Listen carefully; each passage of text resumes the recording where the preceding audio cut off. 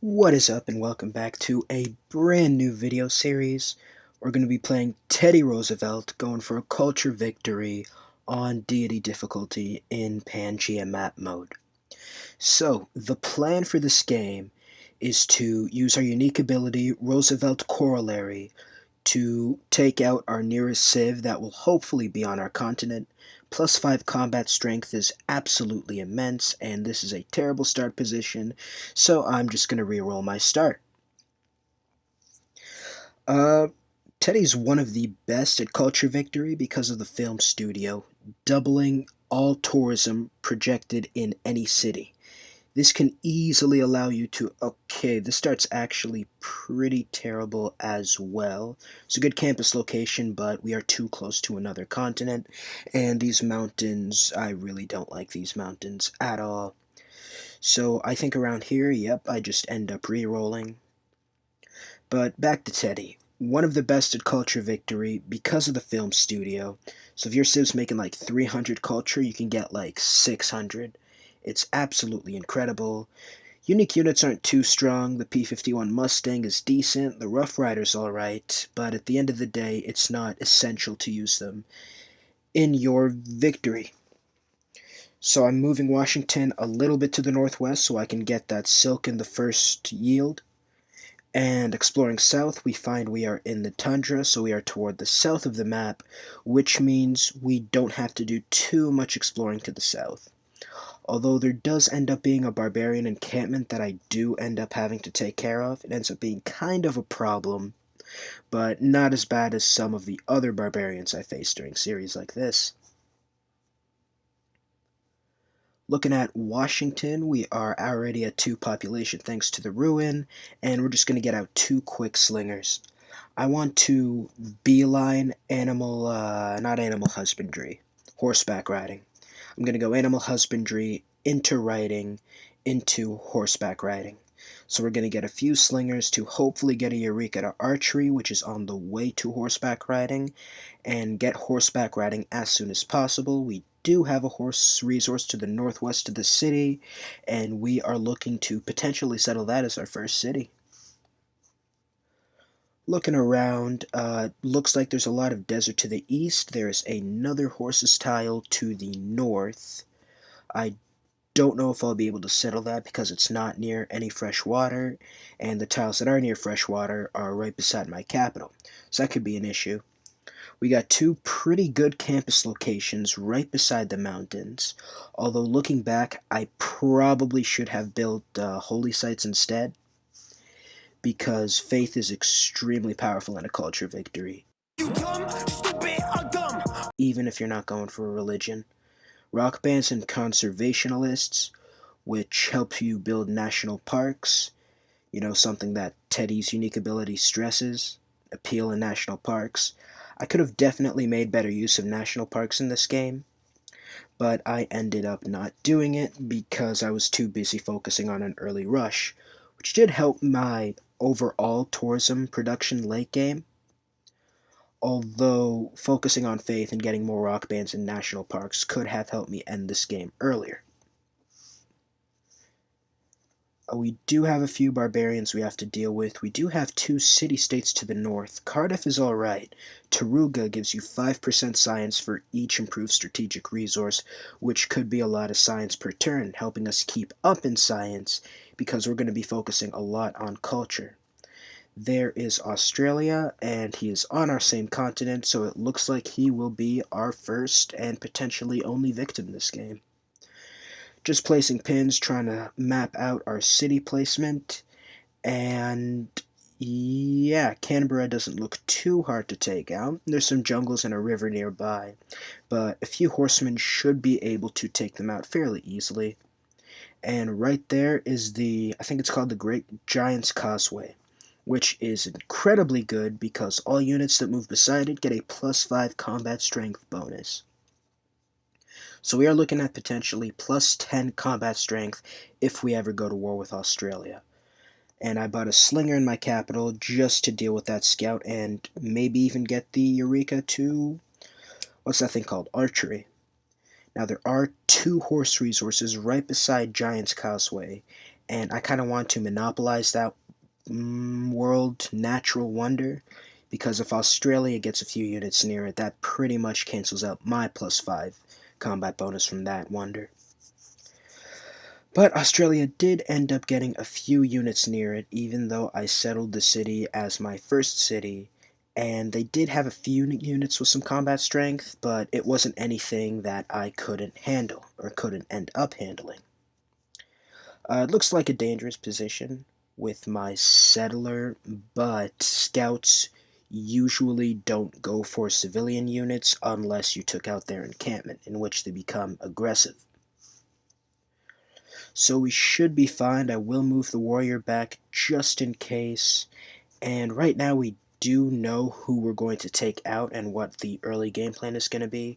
So there really isn't, I don't have to put too much effort into exploring any more of the world, I guess.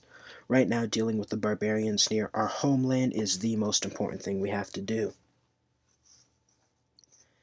And being America, we obviously have to spread freedom to Australia and maybe even Mongolia if we get the chance to. Obviously, we all love our American freedoms, and spreading it has never caused any problems throughout the world at all.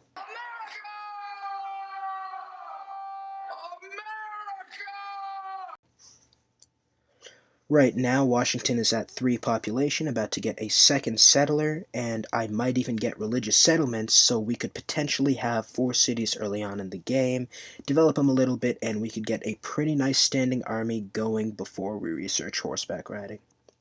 So we do get Baltimore as our second city, right beside Giant's Causeway and a few horse resources. Unfortunately, we will have to buy the tiles for the horse resources, unlike the city to the northwest, in which we could have just built a pasture without buying any tiles, because it's in our first ring. But the more horse resources we have, the more horsemen we can get, and considering we are almost going to get horseback riding, the more horses we can get, the better, even if it is going to cost us an arm and a leg. So we do have a few aqueducts. I don't know if I'm going to build those aqueducts. I will in the northern city, but the south, I might just leave that for a faith district, which would be incredible if I actually did that early on in the game. I feel like that was my biggest mistake. But looking back, I can understand why I worried so much about Australia. They were making 4 times as much science as me, and John Curtin already had a pretty big standing army. Mongolia seems to like me, which is good. I might try to get friends with them before I get a few horsemen. There we go. We take out that encampment. We're almost towards a golden age, actually. I don't know if we end up getting the golden age, but we'll find out eventually. The third city is going to be right beside, northwest of Baltimore, I guess. I am worried right now because it looks like Australia might declare war on me. So I want to put another city there just to, well, help with loyalty bonuses, and we can maybe buy a few units in that city to kind of hit Australia from the flank. But it does look like they like me and might accept a declaration of friendship, but I'm pretty confident I could hold off any attack, and I wouldn't even get that many grievance penalties if I do end up taking out their empire. So I am building a few more archers in Washington. I want about 5 to 6 ranged units, and there is the surprise war. I want about 5 to 6 ranged units and 2 to 3 cavalry to take out John Curtin. And I do get Mongolia in on the war, so Australia is fighting a 2-front war, which should help take some of the pressure off me. But they only have 3 warriors and an archer, which doesn't look like it's going to take the city. Baltimore, yeah, we need fresh water or an aqueduct for Baltimore. It is not going to grow at all. We're going to settle our 4th city. We did get religious settlements. After that, it is strictly military units and builders. Yeah, we're looking at it right now. Cincinnati, great city. We have an archer in there, and anyone who comes close to Baltimore is going to get pelted by a few shots before they get finished off by the military in Baltimore. And the Giant's Causeway gives us 35 strength archers, which is absolutely insane at this stage of the game. Even if Australia has 37 science per turn and they get crossbowmen, we should be able to deal with them. I think they just actually researched the technology needed for crossbowmen. So without Giant's Causeway, I definitely could not have taken them out. Crossbowmen are insanely powerful, and the AI always goes for it every single time for some reason.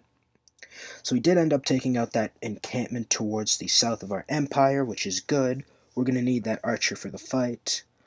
And yeah, we have defended Baltimore successfully, and it looks like his military strength has almost halved at this point. So right now we're just going to fortify units, get a few archers and horsemen to the front lines. Speaking of which, we are going to need Baltimore to improve those horse resources right about now. I think our borders naturally extended to that horse resource, which saved me some money, which is pretty good. And we do have an encampment right towards the middle of our empire in Cincinnati, which sucks at this point, because now we have to divert resources to attack that and delay our fight in Australia ever more longer. So the thing about a culture victory, which I find is unique from a science victory, they're both pretty similar. You're trying to get as much culture or science as possible and steamroll ahead of the enemy. But you don't use culture to win a culture victory. You use tourism. And usually you don't start gaining a decent amount of tourism until the middle, towards the end of the game, really. I'd say around the end of the mid game. Beginning of the end game is when you really start to change production from culture to tourism. So you don't even have to focus on tourism early on or worry about falling behind. Now, there is going to be a really good tourism civ. I'm not going to say who it is, but you guys might have already figured it out. And even though we started late towards our tourism generation, our culture generation even, we were still able to pick up the pace later on in the game and keep on track, I guess you could say, with whoever that civ was. So, we are about to take out that encampment towards the middle of our empire, and we do have 2 horse resources working right now. We should be able to get at least 1 horseman by the time we begin our siege of Geelong. Geelong. That is an incredible name for a city. If I lived in a city, I would want to live in Geelong. Washington, 4 population. I really want to get a campus, but I know a builder would be much better. Get a builder, chop out a horseman, I think is the move this game. Yeah, we're just gonna chop out horsemen. Did I end up skipping a little bit? Or did I end up buying a builder? I think I ended up buying a builder, and yeah, building a horseman. Something like that. I have no idea. I have not been paying attention during this voiceover at all. I am too tired to be doing this today, but I put it off for long enough, so here I am. We did end up chopping out a horse resource, so we are going to move him right beside Giant's Causeway and proceed to, I don't know if I'm allowed to say this, but we are going to do unspeakable things to John Curtin and his Australian Empire. And they are trying to stop us right outside of the city of Geelong, which is, I don't know if that's smart or not, because they will heal less, they will be farther from their empire, and they won't have the city to defend them. So we proceed to absolutely massacre his units. I am not worried. We have the plus 10 combat strength, 5 from our unique ability, 5 from the Giant's Causeway, and we killed all the units that moved by the Giant's Causeway. So yeah, 40 to 20. Yeah, it's... Oh my god, this is not going to be pretty for them, especially when my horseman comes around. So I'm going to buy Amani. We are at war with Taruga, but they don't have much of a military. They're a science city-state, so I'm not too worried about them. Yeah, the combat strength bonuses are just absolutely insane, even on Deity difficulty. They do have a war chariot we do have to worry about, but we do have a horseman right there that'll hopefully be able to take out the war chariot in the next few turns. So I'm going to attack the spearman, because if he attacks me, he could still do some damage. And I do have a bunch of archers waiting and ready to go. I do have a settler because I feel like right now I have enough military units to take out Australia. Looks like they have a big military, but we have Giant's Causeway, our unique ability, and a lot of archery units, which is king in any Civ game.